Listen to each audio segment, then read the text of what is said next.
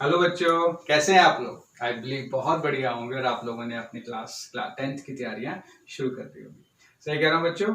Good, I wish you all the very best.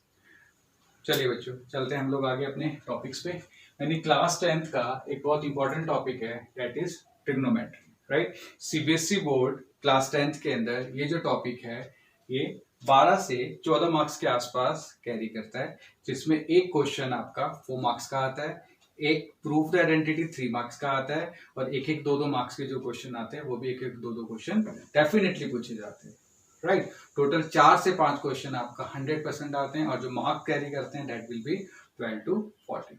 Okay, मैं इसका basic शुरू करने वाला हूं आप लोगों के साथ। ओके, तो आगे आने वाले वीडियोस भी आप जरूर देखिएगा, क्योंकि कंटिन्यूटी के अंदर मैं बेसिक से शुरू करके एप्लीकेशन ऑफ डेरिवेटिव तक जाऊंगा, राइट। चलिए स्टार्ट करते हैं।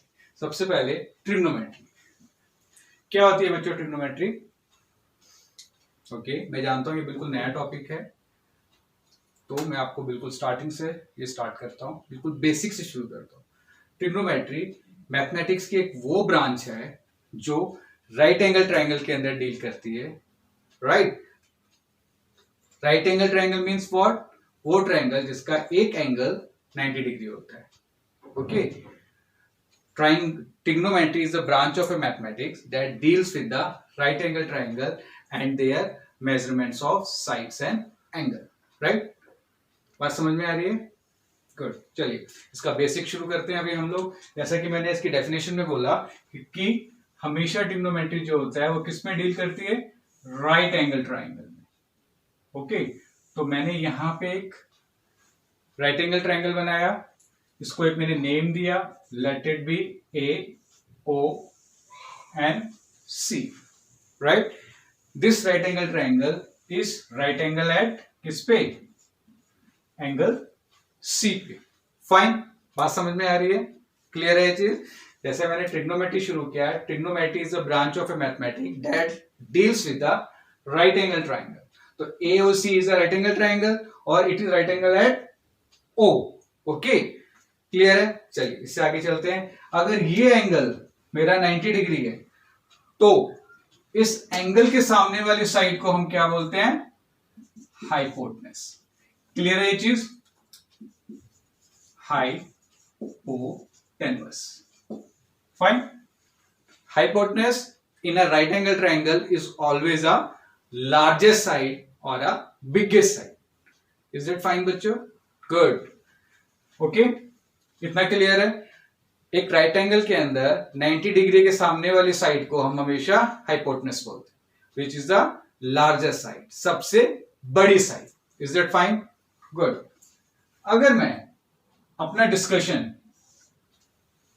सी को बेस मान के आगे चलता हूं, लेट इट बी, मैंने एंगल सी को मान लिया थीटा। फाइन, कोई प्रॉब्लम इसमें। गुड, जैसे कि मैंने बोला कि मैं अगर अपने डिस्कशन का बेस थीटा रखता हूं, सी एंगल रखता हूं, तो हमेशा इस एंगल के सामने वाली साइड को हम क्या बोलते हैं, क्या बोलते हैं, P, which is known as what, perpendicular. Fine, is it clear.